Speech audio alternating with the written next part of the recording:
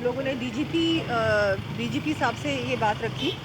जो पुलिस का एटीट्यूड है और जिस तरह से उन्होंने जो कार्रवाई समय पर होनी चाहिए थी, तुरंत होनी चाहिए थी। जब परिवार वाले पहली बार गए पुलिस स्टेशन में रिपोर्ट दर्ज करने, उस समय रिपोर्ट दर्ज नहीं करवाई पुलिस वालों ने। ये कहा कि अगर तुम लोग ज़्यादा बोलोगे तो तुम्ही को बंद कर देंगे थाने में।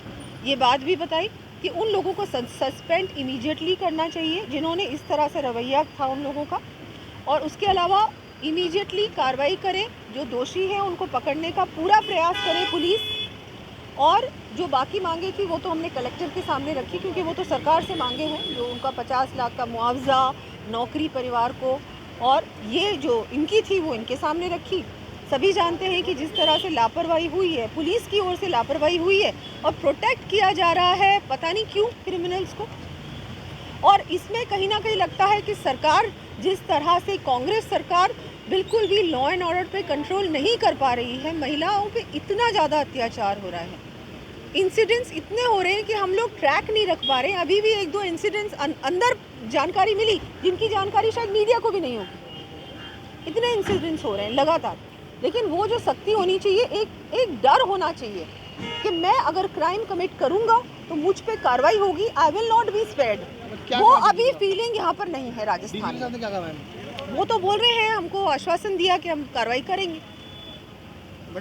जिस तरीके से अभी हम लोग सभी डेलीगेशन लेके नहीं हैं और डीजीपी साहब के पास गए थे, और हमने बताया था कि जिस तरीके से पुलिस प्रशासन का रवैया सही नहीं है। एक माँ को जो इंसाफ मिलना चाहिए थे उसके बेटी के प्रति, उन्होंने एफआईआर नहीं करी। क्यों नहीं करी? क्योंकि अगर वो करते तो निश्चित रूप से उनको न्याय मिलता। उसी बात को लेकर के हम लोग गए थे और डीजीपी साहब ने हमें आश्वासन दिया है। कितनी जल्दी हो सकता है ये आगे की बात। महिला अपराधों को लेकर जीरो टॉलरेंस की बात सरकार करती है, आपको क्या कहना है? जिस तरीके से मैं इस पे यही कहूँगी कि दलित महिला अपराध जो हमारे पूरे राजस्थान में क्राइम बहुत ज़्यादा बढ़ गया है हमारी बेटियों बहन बेटियों को लेकर के, तो निश्चित रूप से माननीय प्रदेश के मुखिया को ये बात संज्ञान में लेकर के और जो दरिंदे हैं उनको कड़ी से कड़ी सज़ा देनी चाहिए। सुमन जी, आप पूर्व जो अध्यक्ष भी रही है महिला आयोग की, बच्चियां रात को निकल नहीं पाती, सड़कों पर डरती हैं, छेड़छाड़ होती है, आपने देखा कार का पीछा होता है, कार से खींच के बाहर निकल जाता है। क्या कहना चाहोगे, कैसा है राजधानी जयपुर का हाल? राजधानी जयपुर की बात छोड़िए, पूरे राजस्थान की बात कर रही हूँ। आप सड़क की बात कर रहे हैं, आप स्कूल की बात कर रहे हैं। मैं तो कह रही हूँ कि घर में बेटियाँ सुरक्षित नहीं है।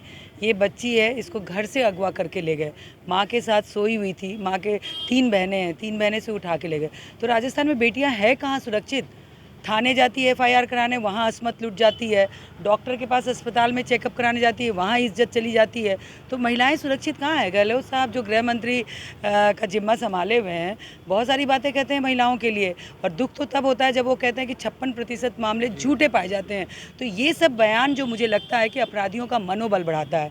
और दूसरा, जो विधानसभा में बैठ के हमारे शांति धारीवाल कहते हैं कि राजस्थान मर्दों का प्रदेश है, तो जितने इस प्रकार के मवाली लोग हैं ना, उनको मनोबल मिलता है और उसी का नाम है कि इस तरह की घटनाएं आती है।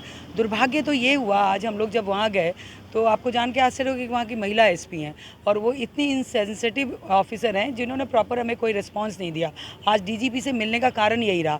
हम 2-3 चीज़ों पे जानकारी लेना चाहते थे, 4 मांग दिया जी ने बताया, लेकिन सबसे महत्वपूर्ण मांग हमारी ये थी कि उस थाने को निलंबित किया जाए कि जहाँ उसकी माँ रोती हुई गई और वहाँ उसको भगा दिया गया, ये कह के कि तेरे को भी बंद कर देंगे। तो सबसे पहले तो उस थाने को, पर ये थाने को भी निलंबित नहीं कर रहे हैं, क्योंकि कहते हैं ना कि सैया भय कोतवाल अब डर काहे का। जब मुख्यमंत्री जी ने लाइसेंस दे रखा है कि इस राज्य में जो भी कीजिए सब चलेगा, तो यही कारण है और कोई कारण नहीं है। डीजीपी से हमने कहा, डीजीपी ने हमें आश्वासन दिया है कि 1-2 दिन में थाने को सस्पेंड कर देंगे।